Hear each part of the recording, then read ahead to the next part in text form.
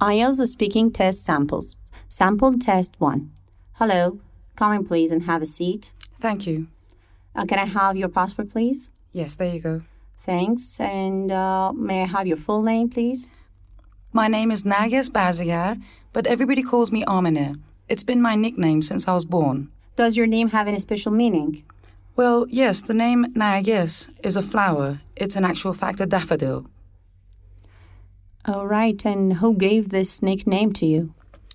Well, it's an interesting story because at the time that I was born, there was a very popular song, a pop song, by the name of Amine. And my older siblings, who were children at the time, decided there and then that this should be my name. But my parents didn't agree. All right, Amine. Is your name important to you? Well, yes, I think everybody's name is important to them. It's the one thing that you fully associate yourself with. Okay, thanks, Amine. And tell me, where do you come from? Well, I come from Tehran, which is the capital of Iran. Tehran is a bustling city with a very large population of, I think, about 17 million people. It's a very busy and polluted city, but at the same time, it's very charming, and you can meet people from all sorts of backgrounds. All right, Amine. What do you like about your hometown? Well, like I said, I like the fact that you can meet people from all sorts of backgrounds. My hometown, Tehran, has beautiful mountains in the north. It's very vibrant. You can almost find something interesting in every neighborhood. There's lots of activity going on during the day, which makes it very interesting as a city. Okay, Amine, tell me, what do most of the people do in your hometown? Well, as Tehran is the capital, there's a variety of vocations and activities going on during the day. Obviously, it's the base of a country, so you have businessmen, you have lots of shops, you have many ministries, many schools. All in all, there's a variety of jobs and activities going on. Okay, thanks, Amine. Now let's move on to the second part. I would like to show you a topic card, and you have to talk about this topic for about 2 minutes. You have 1 minute to prepare yourself. Here is a paper and a pencil. You can write down your notes if you wish. Thank you very much.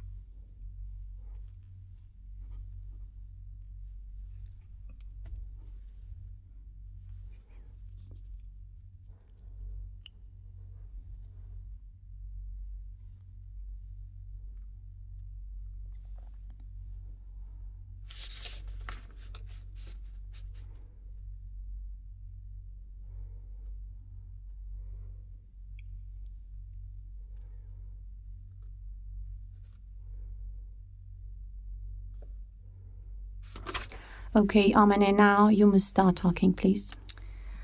Well, in relation to success, I have to say that I consider my education by far my most important success. This is due to the fact that while I was in university, I did meet my husband and I am married, so that was before I finished my degree. Since then, even though I have started a family, I've managed to obtain a degree with an honors and subsequently was accepted on a postgraduate program, which was actually quite difficult to get into. I think the main people who contributed to my success must have been my immediate family. My parents were very supportive in all my decisions, and also my spouse gave me all the support that I could possibly need from a husband. I have to say that the most important factor was my own self-determination, my self-discipline, time management, and also uncompromising goals that I set for myself. Little goals, but nonetheless goals that made me reach where I am now. It's very important, in my opinion, to feel successful in an area that you choose. In my case, it was education. Of course, this success has opened many doors for me and will, of course, open many more. For instance, I know that I will be financially independent. I know that I will have a sense of achievement that is probably not comparable to much else. Thanks, Amane. Now I would like to ask you a few more questions related to the same topic. How important is goal setting in your life? This is extremely important. If you don't set goals, reachable, feasible goals, then you may as well just stop doing what you're doing. If you don't set these goals, then you lose track of what you've been up to and what else needs to be done. This leads to really destructive disorganization. And at the end of the day, you probably will end up without enough time, sufficient time to reach what you set out to reach. That's why self-discipline in keeping within your time frame for these goals and working hard to reaching them really does make a difference.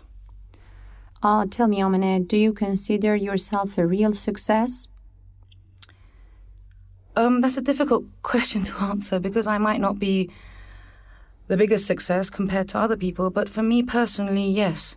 My personal opinion of myself, with the circumstances that I had, I do consider myself quite a success. Because after all, I did manage to divide my time fairly between my studies and the pursuit of my education and my family. I don't think I compromised my family in order to reach my educational goals, so therefore, yes, I do consider myself a success. Okay, thanks. And do you think having an organized program can lead to people's success? Well, I think it's of the utmost importance, actually.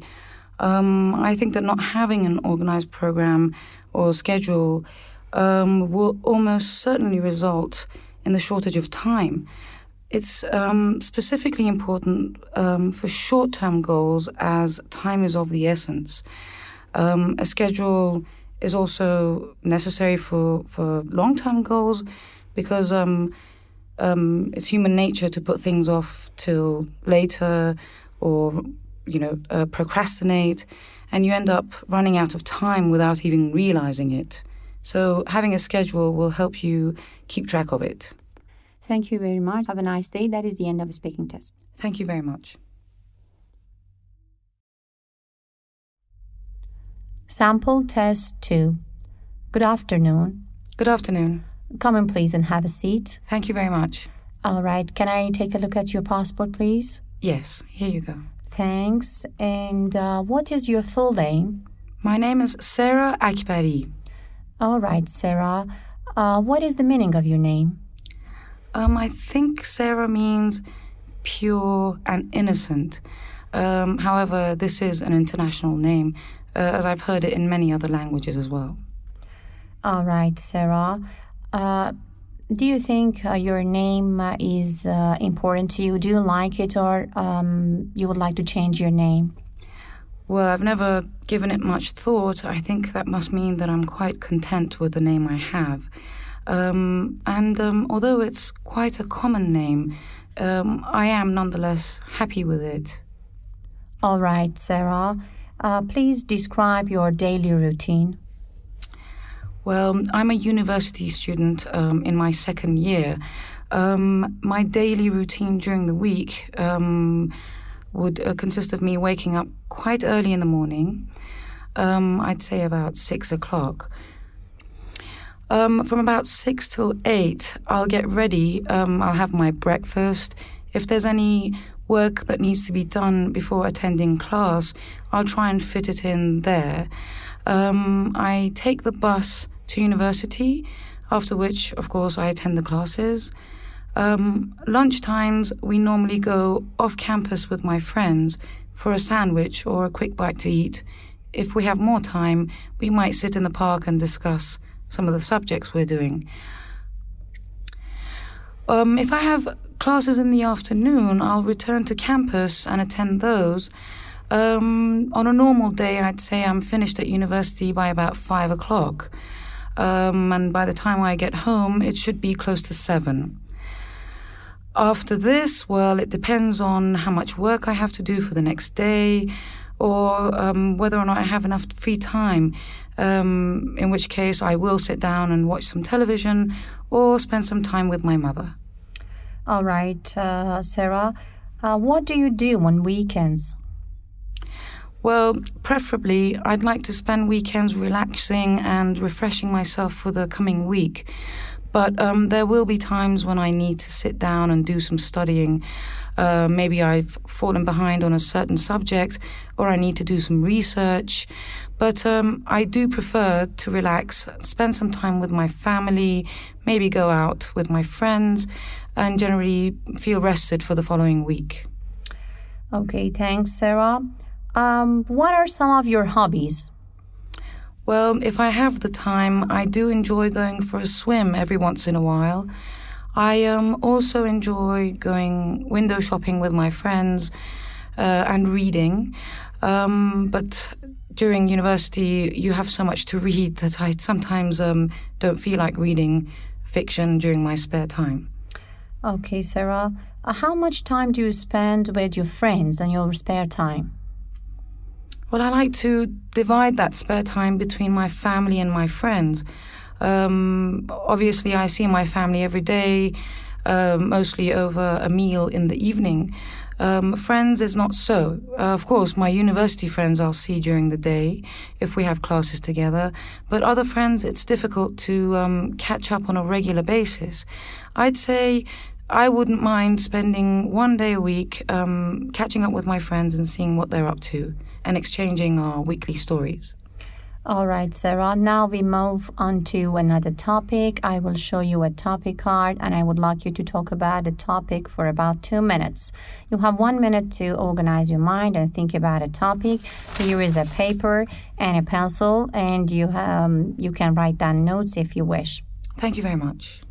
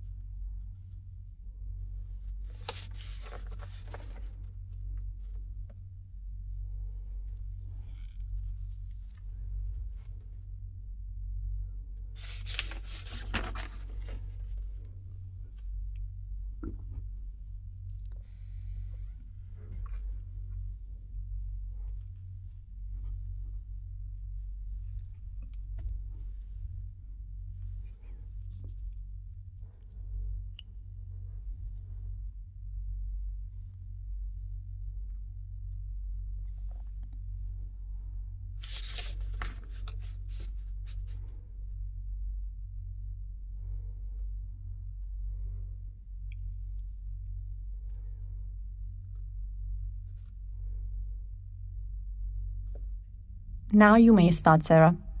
Thank you. Well, my favorite photograph has to be one taken of my father many years ago. I think it must have been even before he married my mother. It's a very quaint photograph of him sitting in a tree with a very playful look on his face, and all his friends and colleagues standing under the tree. And I think wondering how on earth he got up there in the first place. But they're all very amused and they look like they're having a very good time. I didn't actually obviously take the photograph myself. I'm imagining that it must have been one of my father's friends or colleagues on the university campus he was working at during that time. But I have to say it's a very candid photo and it really captures the moment and my father's very playful nature. This photograph, of course, is even more special to me since my father is no longer with us, and this really reminds me of how he was when I was a child and how wonderful it was to be around him. Thank you, Sarah. Now I would like to ask a few more detailed questions. How can someone take a good photograph? Well, I do enjoy photography, but I'm in no way a professional photographer. I'd have to say a good angle, the right subject. I think light is very important. Obviously, well, it would depend on the subject as well and location. But I think there are many different aspects involved in taking a good photo. Do you prefer to keep a film or a photograph? Well, you have to consider them both, really.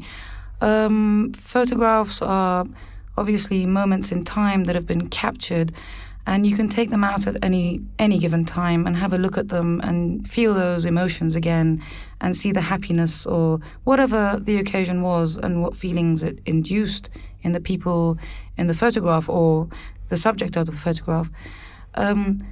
Film has its advantages of being more real, having motion and movement and also sound.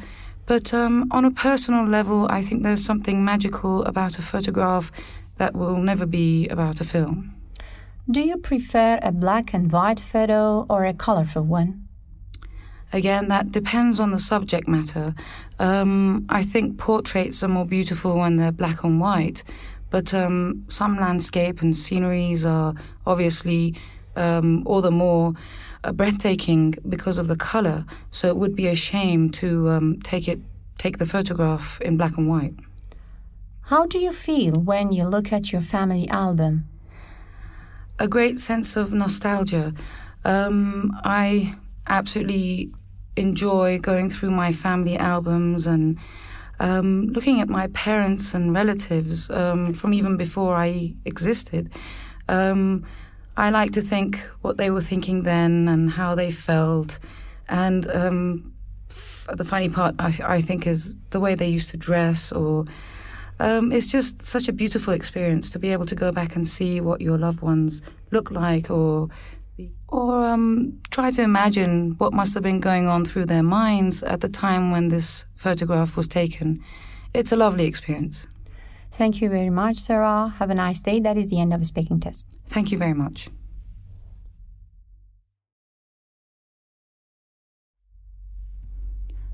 Sample test 3.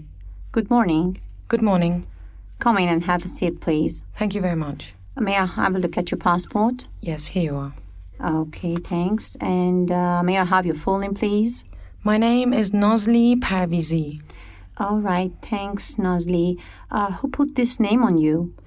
Nazli is actually my paternal grandmother, and my parents decided to name me after her. What kind of names are popular in your country? Well, I'll have to say that there's a variety of names. For girls, it's mostly flowers or ancient Persian names, and obviously religious names. But for boys, it tends to be, I think, mostly religious names and also ancient Persian names.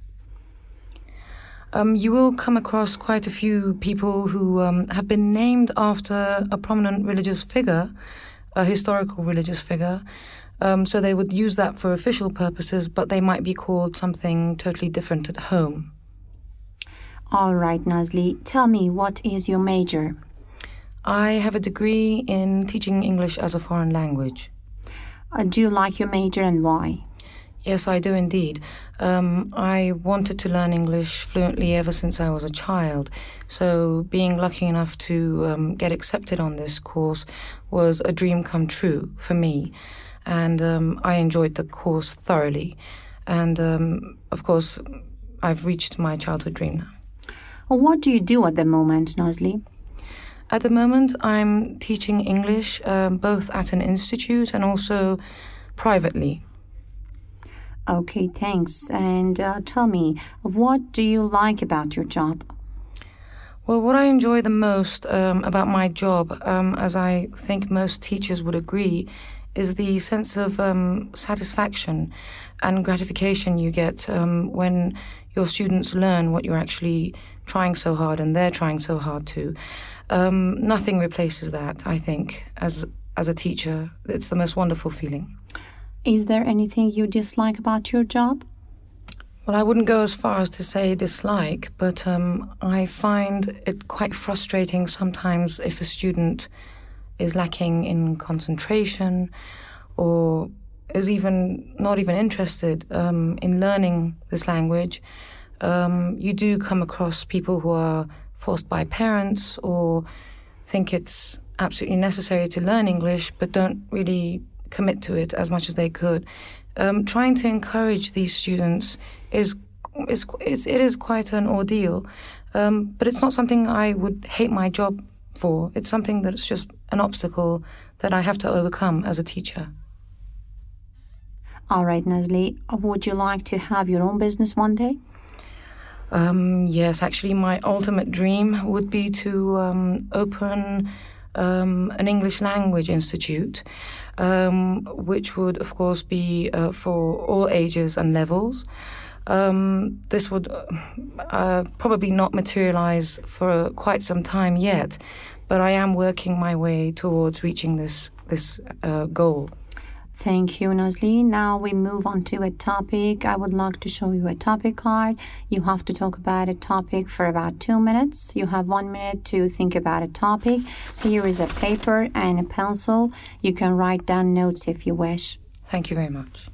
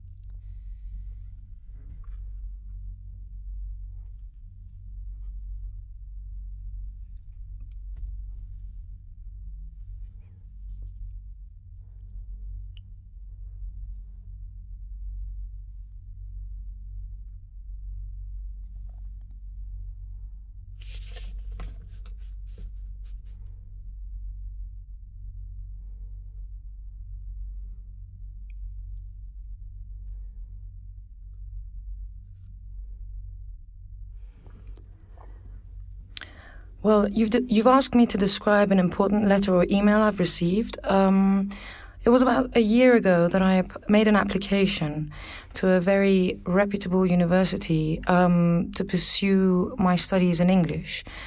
I received a letter a few months back from the head of the Department of Languages. This letter was, of course, one of the most important letters I've ever received in my life, because not only did it confirm my place on that course, but it also offered me a full scholarship, which was the best news I could have got. The only thing holding me back all these years was, of course, the question of funds, but now that is no longer the problem. The letter also mentioned when the course begins and how to go about registering. All right, thanks, Nazli. Now I would like to ask a few more questions. What is the difference between a letter and an email? Well, we can say the main difference is, I suppose, the speed in which you receive a letter as opposed to an email. Modern life probably necessitates speedier access to communication. So therefore, an email is much more convenient and less time-consuming. How do you think internet has changed traditional letter writing? Do you mean in the aspect of whether it's a good change or a negative change? That's right. Well, I think it has a little bit of both. The internet facilitates the speed in which you can communicate important matters or personal matters with others. And also, it doesn't necessitate a person sitting down and writing a letter and having to post it and waiting for the time that it would take to deliver in order to get a reply. With the internet, you can write a message and convey a certain thing within minutes and receive a reply within minutes. On the downside, I would have to say that an email lacks the emotion that maybe the sender is trying to convey. With letters, you can perhaps tell a lot about its context, because of the person's handwriting. It has a generally more personal touch to it, which I think is quite special.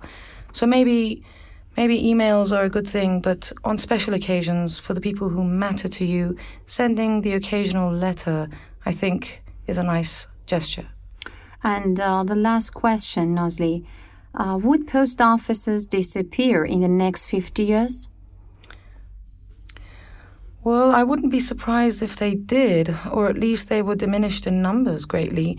The reason being that obviously people are relying more and more on the internet to communicate. But on the other hand, as is the case now, a lot of people around the world still don't have access to the internet. So I think it wouldn't altogether disappear.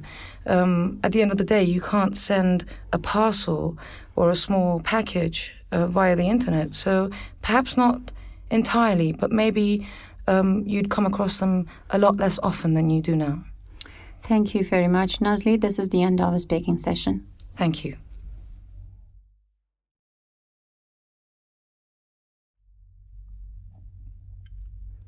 Sample test 4. Good afternoon. Good afternoon. Come in, please, and have a seat. Thank you. May I have a look at your passport, please? Yes, here you are. Fine, thanks. And may I have your full name? My name is Maryam Bahri. All right, Maryam. Describe your family, please. Well, there's 5 people in my family, my parents and my 2 siblings and I. I'm the youngest child. I have an older sister, which is the oldest child, and, of course, my brother, who's the middle child. Thanks. Do you get along well with your family members? Well, we try to get on as well as we can, but obviously each of us has a very different character to the other. So, yes, because we're not a small family, we try to learn, or we were taught early on, to appreciate our differences and try and get along as best as we can. Thanks, Maryam. What do you like to do together as a family? If we haven't seen each other for a long stretch of time, what we most like to do is get together for a family meal and discuss the things that are going on in our lives. We tend to do that at least once a week with all the family gathered at my parents' house. It's a very enjoyable time because you get to catch up and learn what your family are doing, and also give each other advice on different subjects or difficulties we might be having. Are people in your country generally close to their families? I would say yes, very much so. In our culture, it's very important. It's a very, very family-oriented culture. Families tend to stay in touch a lot, and even if there's distance, for whatever reason, they always tend to keep in touch and inform each other of their well-being. I think the culture encourages this. All right, Maryam. What kind of building do you live in? I live on the 5th floor of a 12-story apartment building. My apartment is not very large, but it has a nice living area and 2 smallish bedrooms. What I like most about my building is my neighbors, who are very kind, and they keep to themselves, but you can rely on their help if you need it. All right, thanks, Maryam. And do you like your neighborhood? I have to say yes, because it's quite central and therefore everything is easily within access. The downside to my neighborhood is maybe the traffic and the noise, but all in all, I like it. I do. Have you ever thought about changing your apartment?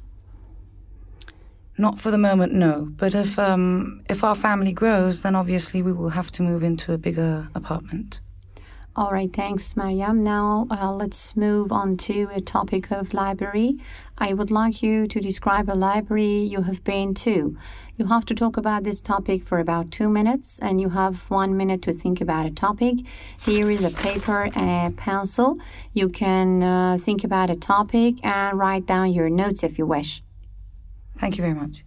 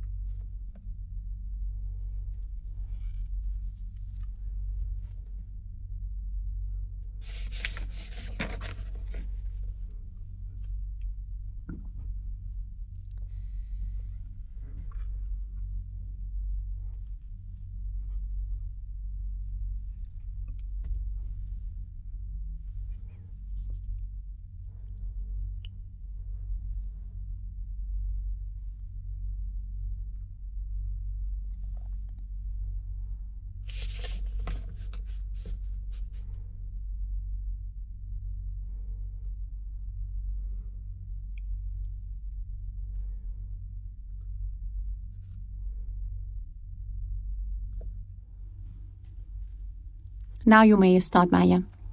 Thank you. You've asked me to describe a library that I've been to. Well, the most significant library that I have ever been to was the one located on my university campus. The library was situated in a very beautiful old building with very tall glass windows. The building itself was quite inspiring. The inside was also very pleasant. You entered into a beautiful stone double-height hallway, after which you would actually move on into the actual library itself. Of course, the books were all categorized and shelved according to subject matter. And I remember there was a very helpful librarian who would obviously assist you if you found difficulty in locating a particular book. Inside there was more than enough space to sit and do your studying. I initially went there to pick up some reference books, but the atmosphere was so peaceful and calm that I decided to do my research within the building. After that, I visited frequently.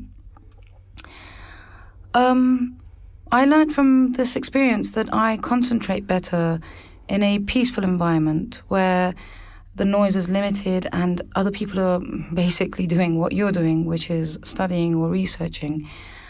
That particular library was very beneficial to my studies because of its immense wealth of books on every subject. I'm very glad that I had that experience, and it taught me a lot about my better learning methods. All right, Mariam, now I would like to ask a few more detailed questions about the same topic.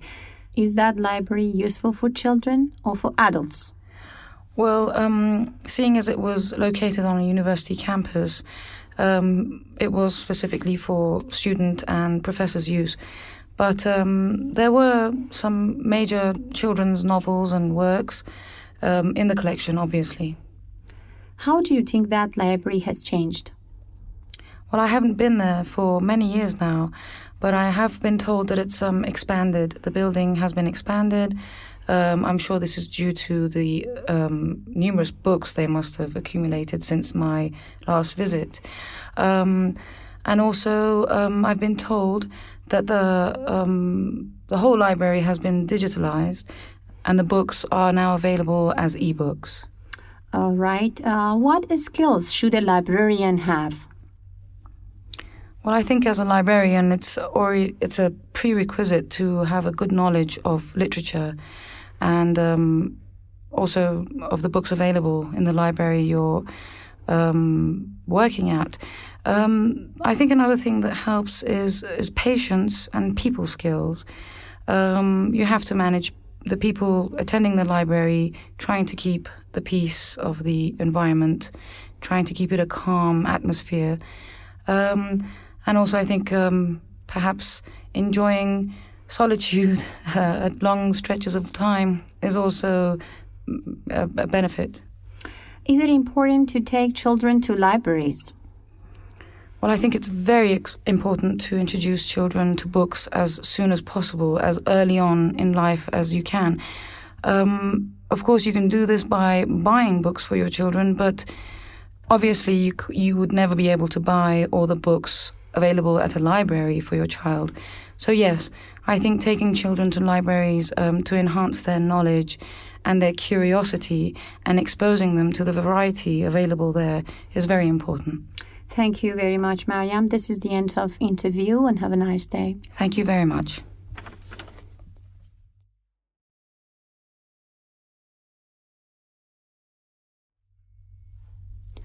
Sample Test 5. Good morning. Please come in and have a seat. Good morning, ma'am. Thanks. May I have your full name? Sure. My name is Lale Koshani. Thank you, Lale. Can I have a look at your passport? Sure. There you go. Thank you. All right, Lale. I'm going to ask you a few personal questions. Do you watch television a lot? Well, not really. I'm not a couch potato, and also I don't think I'm a TV addict. But when I get back home in the evening, I really like to lie down and relax and switch on to a channel and watch probably TV series or news channels. And what do you usually watch on TV? Well, that's interesting, and it's in fact a very good question. Let me see. Yeah, well, most of the time I really like to follow the current news. So basically, I watch news channels, and probably late at night I switch on the channels which has TV series. All right. And what are the most popular programs in your country? Well, I suppose among the people, probably TV series and documentaries are the most popular TV programs. Moreover, I suppose many people also are interested in following the news. So many of them, in fact, follow the current news through TV channels. Right. And Lola, what are some disadvantages of television in your opinion? Well, in my opinion, there might be some disadvantages. I can name a few. Let's say it takes the time of the people, the families, when especially family members are sitting together watching a TV. Instead of having interaction and conversation, they have to just focus their attention on what is going on TV. So it actually gives less time to family members to be together and to have a family and friendly chat. And also for the kids, I think for the kids, it might be not that beneficial to sit in front of TV doing nothing, just gazing at the tube, and it might be quite destructive for them. It makes them less active. It makes them, in fact, passive, and I can say. Taking their health issue into consideration, it makes them more fat and obese. All right, thank you. We're going to move on to a different subject now. Do you use the internet much during the day? Well, I can say yes. I use most of the time during my office on the net because due to the nature of my job, I have to surf the net, find out so many answers to different questions and different subjects. So most of the time during the day, I spend on the net. And what website have you recently visited?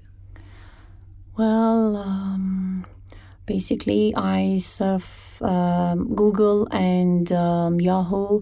But yes, I can tell you that it was the most recent one I have visited was the Yahoo site when, in fact, few hours back, I had to send an urgent email to my colleague overseas. So I switched on the net and I got connected and I composed my own mail. And in fact, through the mail, I sent my message to my friend. Mm-hmm. And Lola, what are some advantages of the internet? Well, I suppose there are far too many to be counted. In fact, internet has made the interaction among the people very close, and it brought, in fact, the people close together, and it covered the distances. And as you know, probably it is called now that the whole world is called a global village because of all the interactions and connections among the people. And in fact, with only a single click on the net, you can get connected to your friends on the other side of the globe. You can also send and receive emails, and also you can have access to lots of information. Do people in your country use the internet a lot? Well, I suppose I can say yes, more or less yes. People use internet a lot. Because the youngs mostly use internet for chatting, for surfing, or sending and receiving emails. And of course, the organizations and offices use internet for official correspondence. All right, thank you, Lola. Now I'm going to give you a topic card, which I'd like you to talk about for 2 minutes. Please take 1 minute to study the topic card. And here's a piece of paper and a pen if you need to write anything down. Thanks.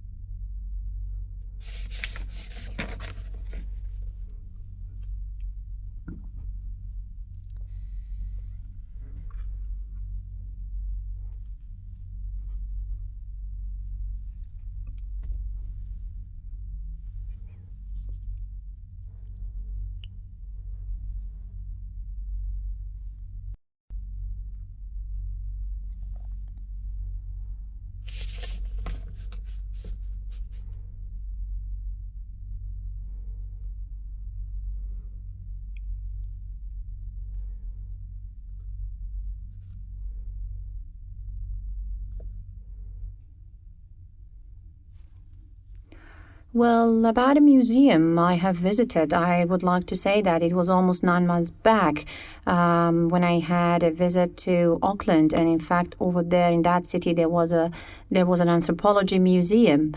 That was a huge single-story glass building, and in fact. When we entered the building, on the right side, there was a small gift shop where visitors could buy souvenirs. And opposite the gift shop, there was a large gallery. Everything was exhibited on the same floor to assist a smooth movement of the old and disabled visitors. There were several items on display. Well, in one corner, there was a big window, old pots and ceramic dishes were on display. On the other side, there was another pot, which old costumes belonging to people living in those eras were on display. In fact, on the other corner of this hall, there was an pot which displayed ancient indigenous artifacts. So altogether, in fact, there were so many, items on display which were really informative. And in general, I suppose the museum depicted the ancient civilization of the people used to live in those times. And the reason I visited there, in fact, as a tourist, so I thought that I probably better to familiarize myself with the customs and traditions of the New Zealanders. So that's why I visited there. All right, thank you, Lale. Now I'm going to ask you some more detailed questions on the same topic. What do you think is the importance of museums? Well, in fact, I have never given it much thought, but I suppose the importance of museums are far too many, probably to educate people of the ancient civilization and also to familiarize them with different lifestyles of our ancestors, their traditions. And I believe in general a museum takes us back in time to different eras. Thank you. And what type of museums are more popular in your country? Well, I can say there are different types of museums which are quite popular. If you want me to name a few, I have to say that National Jewelry Museum, Museum of Contemporary Art, Carpet Museum, Museum of Ancient Anthropology. And there are also different museums exhibiting different items inside the king's palaces. And Lale, why is it important, in your opinion, to visit museums?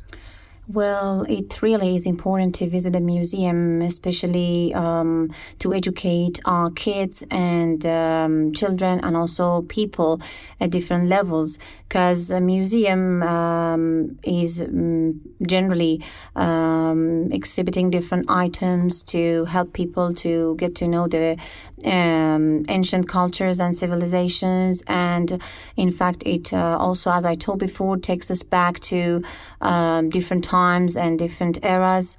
And also there are so many old and ancient items on display which are in fact pertain to our ancestors that are really unique. All right, thank you very much, Lale. This is the end of your speaking test. Thank you very much. Have a nice day.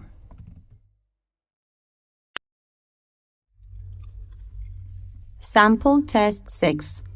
Hello. Hello. Come in, please, and have a seat. Thank you. May I have your full name, please? My name is Ladan Sariri. All right, Ladan. Can I have a look at your passport, please? Yes, there you go. Thanks. All right, Ladan. Where are you from? I'm from Tehran, which is the capital of Iran.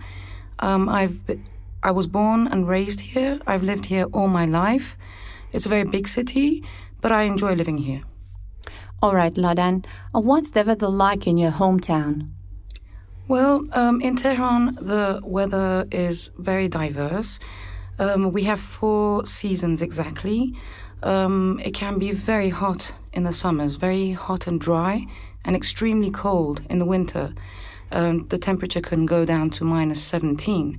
And we used to have a lot of snow That stopped for a while, but in recent years, it's been snowing more and more. Okay, thanks, Lada. And does the weather affect your mood? I think the weather probably affects everybody's mood. Some people feel more energetic and cheerful under a blue sky with the sun shining. And perhaps the rain dampens their mood and makes them feel slightly depressed. But then you have people who prefer, cloudy and rainy weather. What's your favorite season of the year? I personally really enjoy autumn because I think everything looks more beautiful. The colors are warm, the trees look beautiful, the weather is mild, it's neither too hot nor cold. Thanks, Ladan. What do you enjoy doing in hot weather? Well, actually, the heat doesn't really agree with me. I don't feel comfortable in hot weather. But if I had to choose an activity, I suppose it would be something relaxing. Maybe a short walk somewhere, maybe sitting in a cafe outside and having a cool drink. Okay, now let's move on to another topic. Do you watch TV a lot? Well, if I have time, yes, but I'm quite busy with my studies at the moment. Okay, what do you usually watch on TV? I enjoy documentaries. I tend to sit and watch documentaries when they happen to be on. Because it's about life, it's about reality, and you learn something from these programs. Other than that, I do enjoy comedy, and I also try and keep up with the news. All right, Ladan. What are the most popular programs in your country? I think in Iran, I would have to say at the top of the list, it would be sport, and then maybe these TV series that seem to be very popular with families. They tend to be aired quite late at night, around 10 o'clock, so that the whole family can sit and watch it. All right, Ladan. What are some disadvantages of television?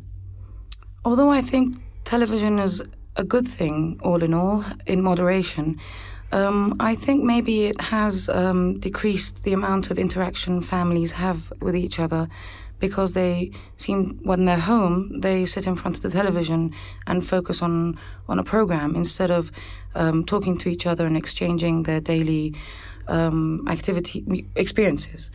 And I think for children, television should be supervised. If not, they probably spend too much time in front of it. This stops them from being physically and mentally active elsewhere. Okay, thanks, Ladan. Now let's move on to a topic. I would like you to describe a pet you or someone you know used to have. You have 1 minute to think about a topic, and I want you to talk about the topic for about 2 minutes. Here is a paper and a pencil. You can write down your notes if you wish. Thank you.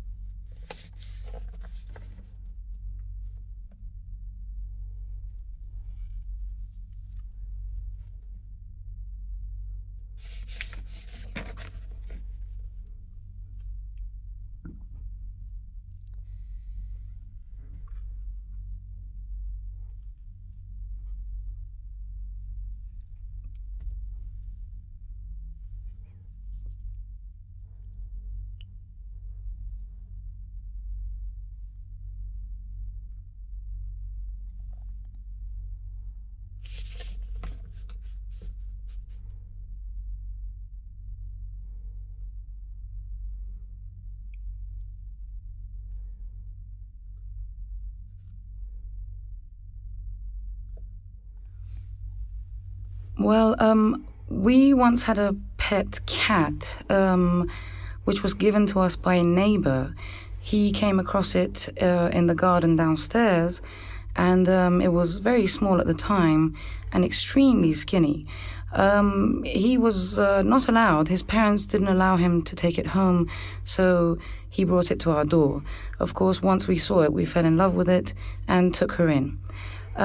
She was a ginger cat. I think by some standards she was quite ugly, but we thought she was very pretty. At first, she needed a bit of care because she was so small and she wasn't used to being around people.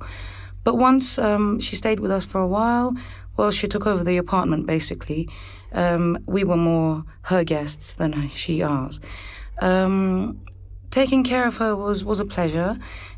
She could get messy sometimes, but once she learnt where her kitty litter was, she knew that she had to go to the bathroom there.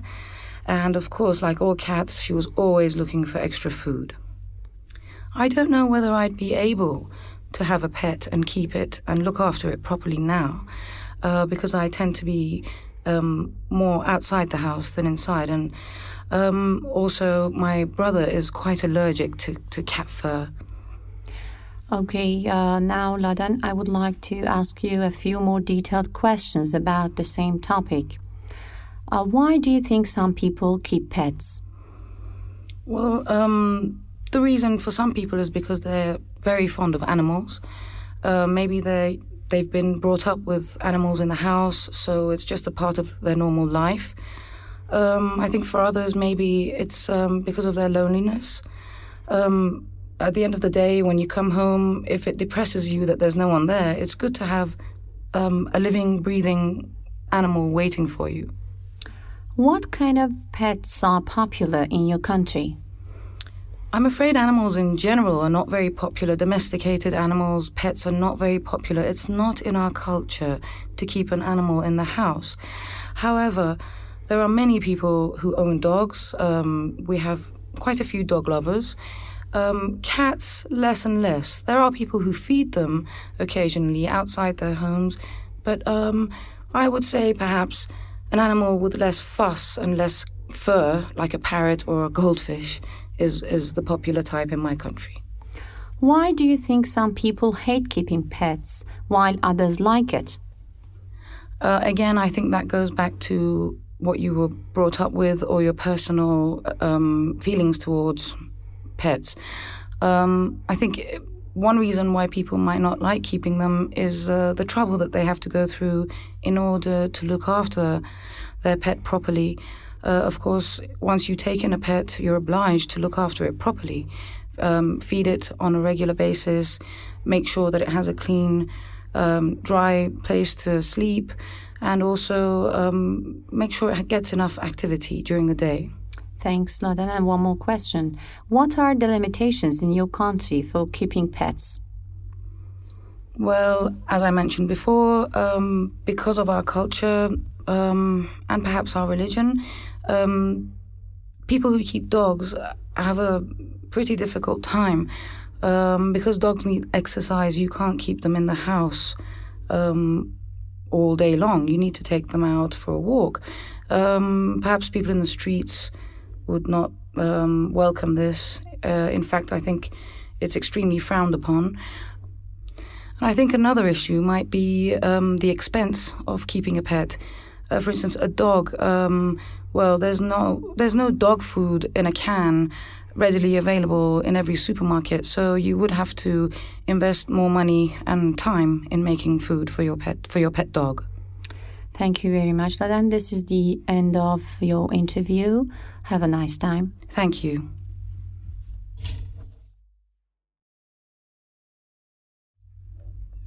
Sample test 7. Hello. Hello. Come in, please. Thank you very much. All right. May I have your full name? My name is Sogol Bakhtiyari. All right. Thanks, Sogol. Can I take a look at your passport? Of course. Here you are. All right, Sogol. Do you like shopping and why? I think I do like shopping quite a lot. Some people might call me a shopaholic. I think most women are like me. We tend to buy impulsively. We're impulsive buyers. This means that sometimes we buy things that we really don't need, but we enjoy doing that. All right, thanks. What time do you do the shopping? Well, as I work from 8 o'clock till 5 o'clock in the afternoon, I tend to do my shopping on the way back home or during the weekends. If I need something urgently, I might even take my lunch break and quickly go to the place I need to go and buy the thing I need. Okay, so girl, do you ever shop on the internet? I don't think I would like to. I never have. And for me, shopping needs to be a personal experience. I like to see what I am choosing and about to buy. Seeing a photograph, I don't think does the same thing. It's not the same experience. Thanks. Let's move on to topic of clothing. What type of clothes do you like to wear? I like comfortable clothes. Something that's easy to be in for the whole day. Okay, and what kind of clothes do people in your country usually wear? Well, that depends on their age, and also it depends on their job, sometimes even. But I think you'll find in Tehran, younger people like to wear trendy clothes. They like wearing jeans and colorful coats and T-shirts. Yes, I think the younger people enjoy younger fashion like everywhere in the world.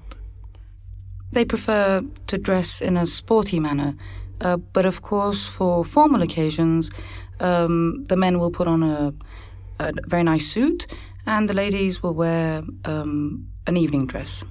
All right. Do you think people behave differently in different kinds of clothes? I think they probably do. If you wear something smart and formal, I think you subconsciously feel that you're supposed to behave very dignified, maybe, and you might even feel important. But if you're wearing something comfortable and sporty and everyday, you'll probably behave more casual as well, and you'll probably be more approachable at the same time. All right, thanks. Now let's move on to the topic card. I would like you to describe one of the shopping centers you often go to. So you have to talk about a topic for about 2 minutes, and you have 1 minute to think about a topic. Here is a paper and a pencil to write down whatever you wish, and then you may start. Thank you.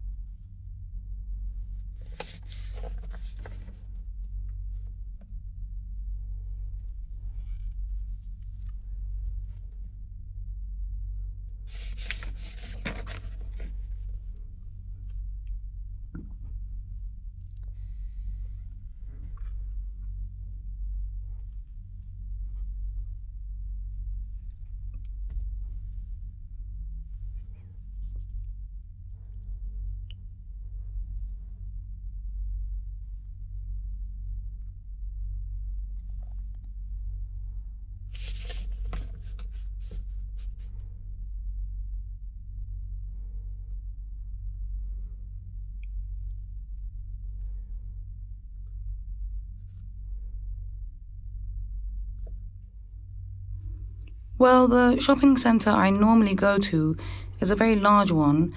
It was built, I think, about 5 or 6 years ago. The reason I go there is because there's such a wide variety to choose from. It has 4 or 5 different stories and numerous different shops. Basically, you can find whatever you're looking for, whether it's a pair of flip-flops or a formal evening dress. I would probably say I go there at least once a month or maybe twice. I might not even buy anything, but there's also cafes and restaurants to sit and have a bite to eat in. So I might end up just going there with a friend or a few friends just for a coffee and maybe do some window shopping. I go to this particular one because, as I mentioned before, you can find whatever it is you're looking for. Sportswear, formal wear, shoes, bags, accessories, and even, I think, recently, household equipment. All right, so girl, now I would like to ask you a few more detailed questions related to the same topic. Will smaller shops survive in the current business system? I've actually never thought about this before, but I would assume they would, especially in rural areas where the demand for a big shopping centre is probably zero. However, the population is growing and there are new products every day. So I think they'll diminish in numbers in more urban areas, but however, not completely disappear from the face of the earth. A lot of people still prefer to go to their local shop to buy what they're looking for and support these family businesses. What are the differences of modern shopping malls and smaller shops? Well, again, I haven't given this much thought before, but I suppose a modern shopping mall is quite inviting with its huge structure and its modern architecture. And there's so much to choose from as opposed to smaller local shops. I think this abundance of choice might be a bit confusing at times. Smaller shops tend to store less items. When you go in, you don't have that huge variety to confuse you. And of course, the appearance is more traditional. Okay, thanks. And the last question. What is the trend of future shopping centers? Well, in my opinion, I think the future of shopping centers will be that they will be fewer in numbers, but probably a lot bigger. But I think this will be because people will want to go to one place and buy whatever that they need. There's also this growing trend of internet shopping. But I don't think internet shopping will take over completely because I think a lot of people prefer to see and feel what they're about to purchase before making the decision. Thank you very much, Sogol. This is the end of your interview. Have a nice day. Thank you very much.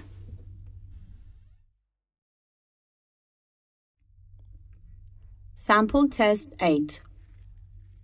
Good morning. Good morning, ma'am. Please come in and have a seat. Thanks. May I have your full name? Well, my name is Taraneh Sadeqian. Thank you, Tarana. May I have a look at your passport? Sure, here you are. Thank you. Okay, Tarana. I'm going to ask you a few questions. Do you like to travel? Well, in fact, I can tell you I love traveling. I'm keen on traveling mainly because it gives me the opportunity to visit different places, meet new people, and in general get new experience. And do you like to travel alone or with your friends? Well, it depends. And I can say most of the time I really like to travel with my friends because I think there is more fun to it.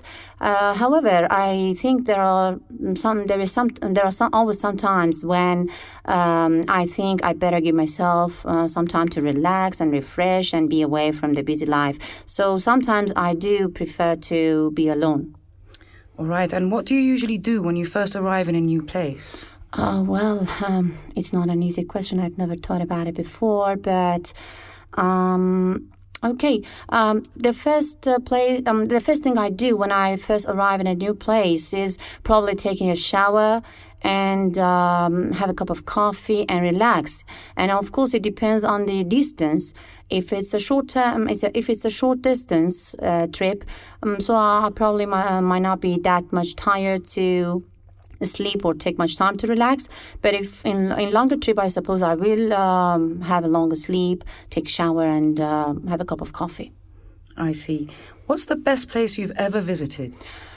The best way, I have visited so many places, but the best one I have ever visited probably is Opera House in Sydney.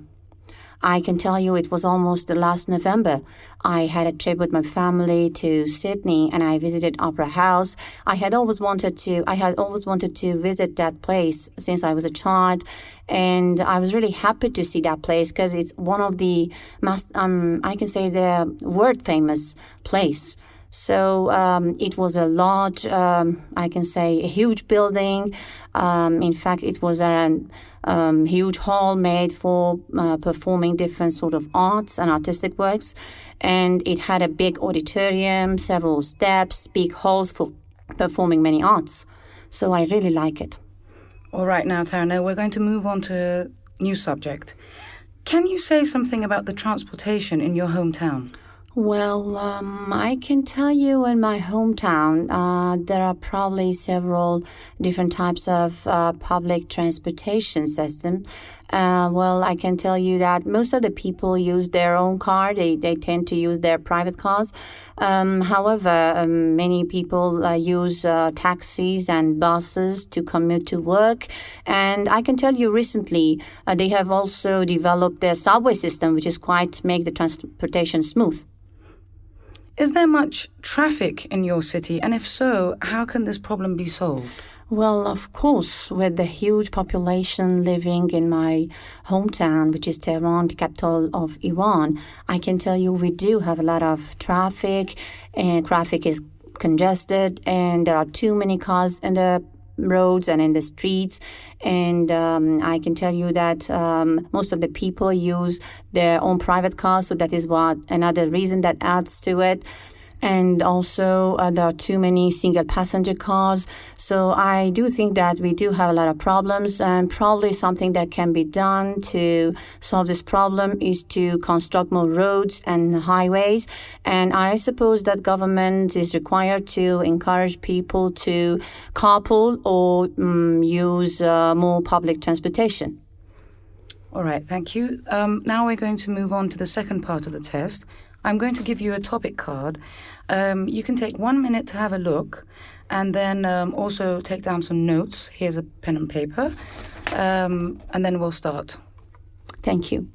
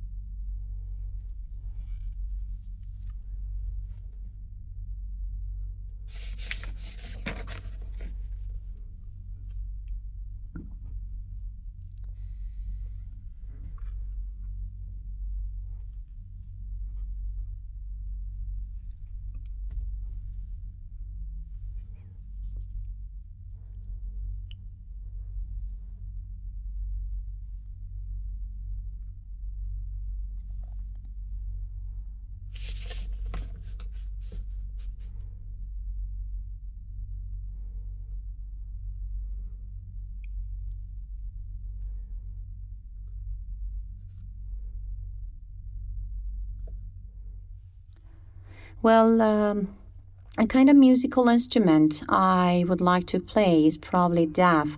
Ever since I was younger, I had always wanted to learn how to play DAF. Well, in fact, DAF is a large frame drum with metal bangles, and it's a bit similar to tambourine in construction. It is handmade and is part of religious music in Iran, in our country, before Sufism especially. It has always been a spiritual tool, and I can say it is generally played in ancient Middle East by women in Kurd societies. It can also be played to produce highly intense and complex rhythm. And well, in fact, the kind of people probably it is popular with, maybe with the people who are interested in mysticism and ethnic music.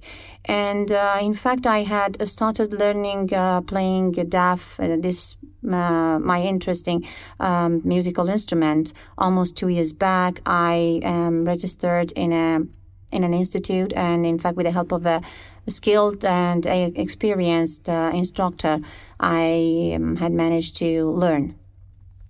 All right, thank you, Taraneh. Now I'm going to ask you some more detailed questions on the same topic. What musical instruments are popular in your country? Well, in my country, I suppose the piano, the guitar, and perhaps drum is mostly popular among the younger people.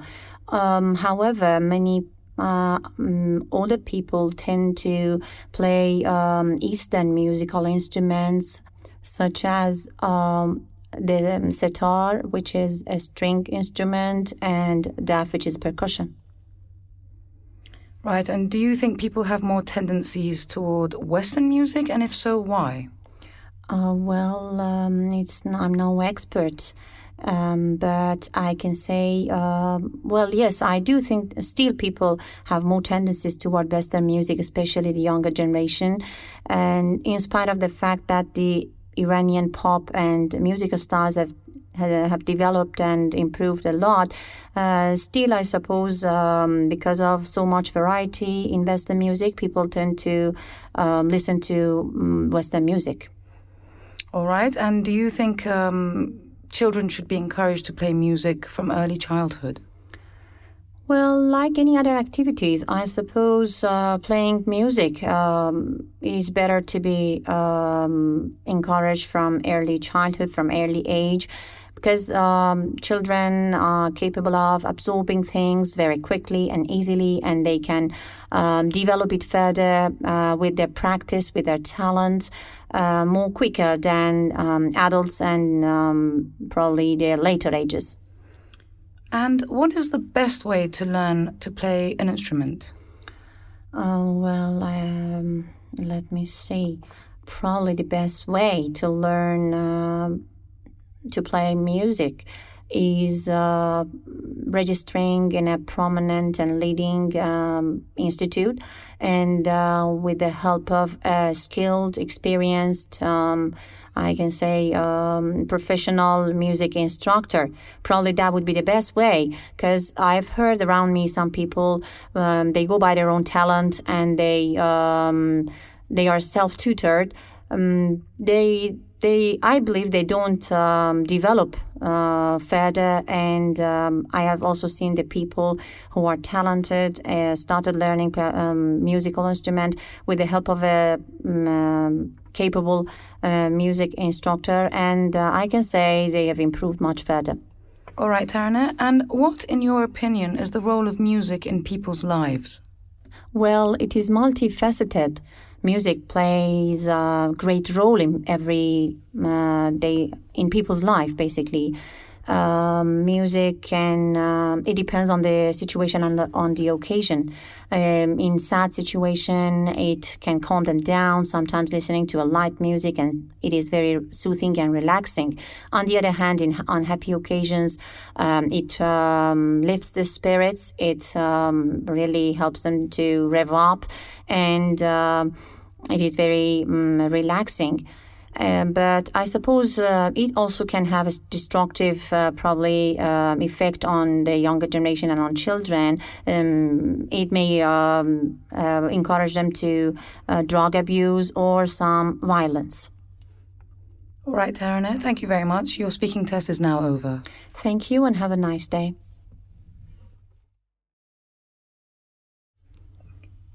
Sample Test 9. Good afternoon. Good afternoon, ma'am. Please come in and have a seat. Thanks. May I have your full name? Sure. My name is Pune Saudatmand. And can I have a look at your passport? Sure. There you go. Thank you. All right, Pune, I'm going to ask you a few questions now. Do you read books? And if you do, what kind of books do you read? All right. Well, I read books, but I'm not really a big fan of reading books. I read books whenever I have time, and basically my favorite types of books are fiction, sometimes, novels, and sometimes I do like to read historical books. All right, and did you read books when you were a child?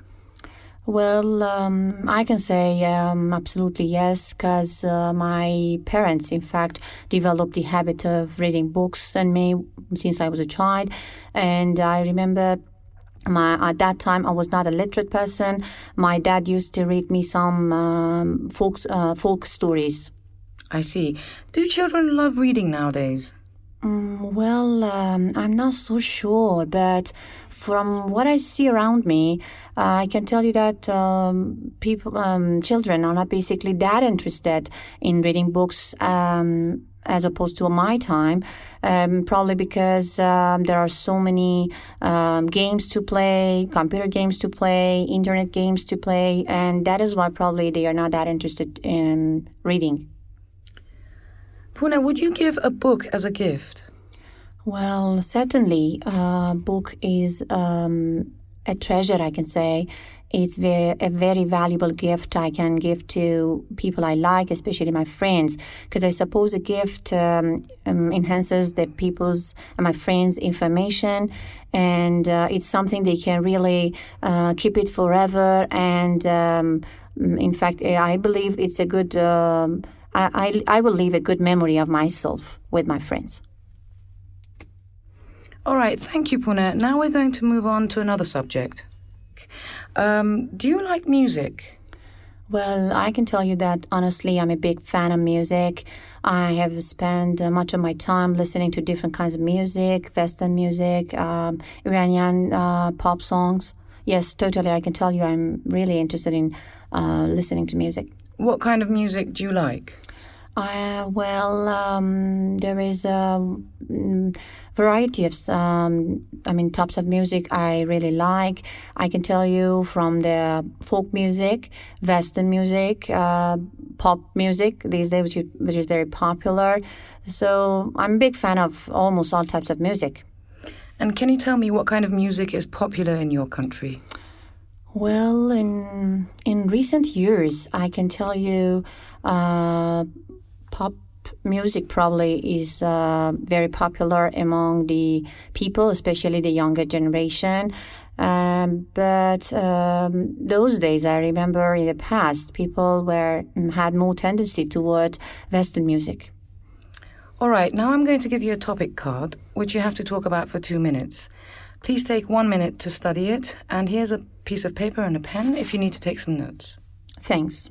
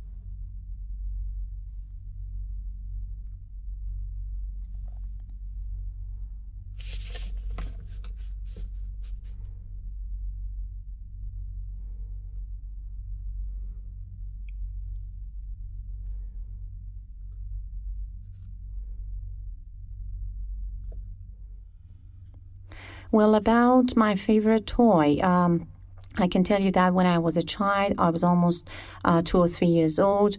I had a Barbie doll. In fact, my mom, I remember, gave it to me because at that time, I remember they had already put me in a kindergarten, and they had probably had difficulties sending me to a kindergarten. I was a naughty girl at that time, and I was crying. I was not, keeping up with the people and even the babysitter over there. So probably to encourage me to stay there, they bought me a Barbie doll. I remember it was a very nice Barbie doll, looked like Cinderella, and it had a nice long blonde hair, very well dressed, very fashionably, very nice. And in fact, the reason I really like it, because still I have it after so many years.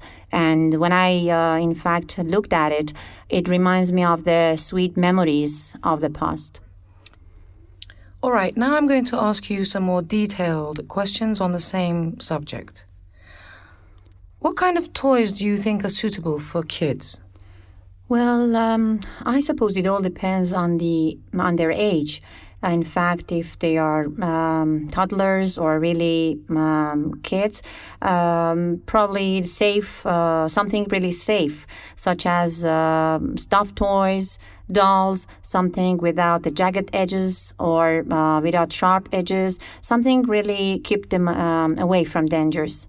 But when they grow older, I think when they go through 5 or 6 years, it's better to give them something more educational to keep their mind more active, give them some more challenging games such as board games, chess, etc. All right, and do you think parents should choose children's toys? Obviously, I suppose parents should supervise the kind of toys children use. because children, I don't think are, mature enough to recognize their rights and wrongs. And that is sometimes they go for that type of toys which is not quite meant for them.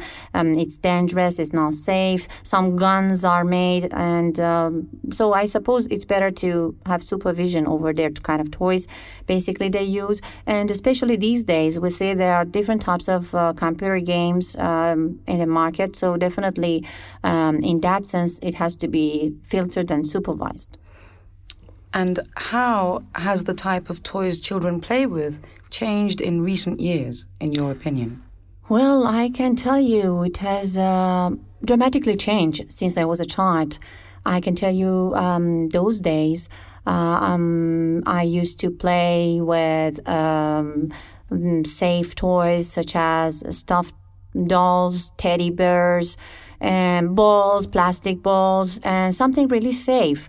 However, these days I've noticed that younger generation, children at different ages, tend to play with more dangerous toys, with gunshots, with different toys, and also different. They also spend time playing different types of violent games, which is not at all useful for them. So I suppose, unfortunately, there is a tendency to more violent games, to more dangerous games these days. All right. Thank you very much, Fune. Your speaking test is now over. Thank you very much and have a nice day.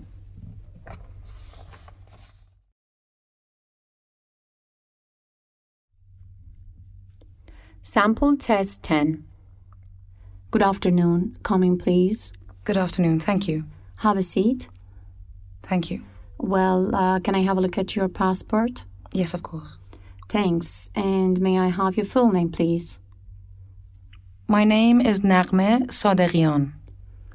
Okay, Nagme, it's a nice name. Thank What you. is the meaning of your name? Well, my name means song or melody in the Persian language, in Farsi. Okay, thanks. And do you think your name has an impact on your character and personality?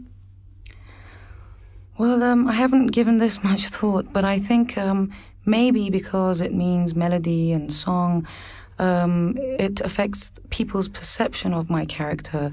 Perhaps this sort of cheerful name makes them expect a cheerful character, which I try to be, but obviously I'm not all the time. But no, I don't think it affects my character as a person.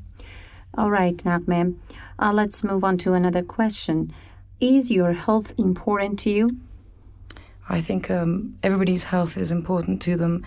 I think we all try to do our best to lead a healthy life, but whether or not we succeed is a different question.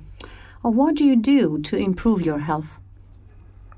Not as much as I should, to be honest. I don't think I eat as healthily as I should be, and I probably need to exercise a lot more and possibly cut down on my caffeine intake. What is the major health concern in your country at the moment?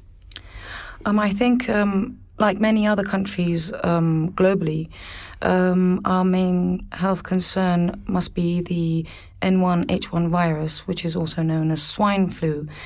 The reason being that apparently it is taking on the form of a pandemic, which is very worrying due to the large population in my country. I do believe that the government is trying to control this with the guidelines and help of the World Health Organization, and hopefully this will be under control soon. Okay, thanks, Nagme. Do you like cooking? I do. I do like cooking, but unfortunately, due to my being a student, I don't find enough time to cook as regularly as I should. Okay, thanks. What kind of food do you like? Well, I enjoy a vast majority of the foods that I've tasted and experienced. I'm very fond of my country's local cuisine, but I also really enjoy a nice Italian or Chinese meal. Okay, thanks, Nagme. What are the most famous dishes of your country? Well, it would be difficult to name a few famous dishes or specialties because I think each area of the country has its own specialty, which people enjoy. But I think on an international level, I could perhaps say cholo kebab, which consists of grilled meat accompanied by rice. Cello means rice and kebab means grilled meat. This meat can be any form. It can be beef or lamb, chicken, or even mincemeat, normally with a combination of onion. Traditionally, the meat is pulled onto skewers and cooked over a charcoal fire. Okay, thanks. And tell me, in your country, have people's eating habits changed? Well, I honestly don't think that this is just limited to my country. I think over the ages, people's living habits have changed, and also life has taken on a much faster pace. So I think that has reflected, maybe not very positively, on people's eating habits. You tend to catch a meal on the run. A lot of times, and a lot of people are constantly in a hurry, so they can't sit down and enjoy a proper meal during the day. Of course, it's good to take the time out and do this at least once a day in order to help your digestion and also focus on healthier foods. Okay, thank you very much, Nagme. Now we move on to another topic. I would like to describe an old person you met. And in fact, you have to talk about the topic for about 2 minutes. You have 1 minute to think about a topic. Here is a paper and a pencil. You can write down notes if you wish. Thank you.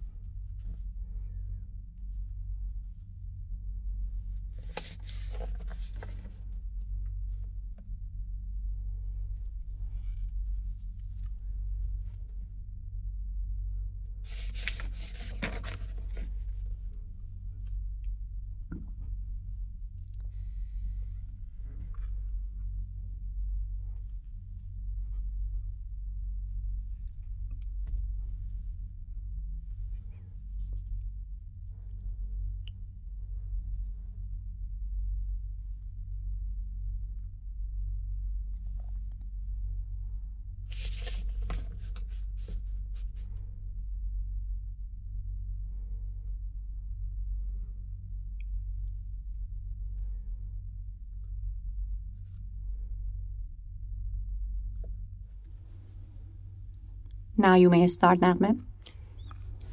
Well, you've asked me to describe an old person that I've met. I'd like to describe my best friend's late grandmother. She was quite a short lady, bent over even further with her back problems and arthritis. She had snow white hair, which was always very neatly pulled back into a bun. She always smelled of a very pleasant, flowery type of smell. I think she may have put her clothing into some very aromatic flowers, as they used to in the old days. She was very kind, and I remember her taking very good care of us whenever I was visiting my friend. What I remember as a very fond memory was her lovely cookies. She used to make very delicious biscuits and sweets and cookies, and we used to enjoy them a lot. And that also gave her a very nice smell because we associated her with these beautiful biscuits. All right, Nagme, now I would like to ask a few more detailed questions about the same topic. What are the problems of old people in your country? I think the problem of old people worldwide, irrespective of their country, is that perhaps in some cases they don't receive the attention and respect that they should after all the hard work that they've done. I think old people tend to suffer from loneliness. Obviously, this is not very beneficial to them because it affects their health. Also, there are cases, obviously, where old people are distant from their immediate family, or they have none left, and therefore they are put into nursing homes. In some cases, this might even happen with immediate family available. What do most old people do in your country? Old people in my country, I think, enjoy getting together with their family and exchanging stories and advising the youngers in their families how to lead their lives properly. I think the old people in my country become very sociable. They enjoy the company of other people. They tend to be more talkative. They like going out a lot. If they're healthy enough, I think they all like to go to the park, meet new people. Basically, I think they enjoy any activity that involves interaction with other people. Do you think old people should be kept in nursing homes? Well, actually, I don't agree with nursing homes unless it's the last option. Old people should be taken care of by the people that they've taken care of before, such as their children and close relatives. But of course, there are exceptions where people are too ill or they need special care, in which case a well-equipped environment would be to their benefit. And last question, what can government do to improve the life of senior citizens?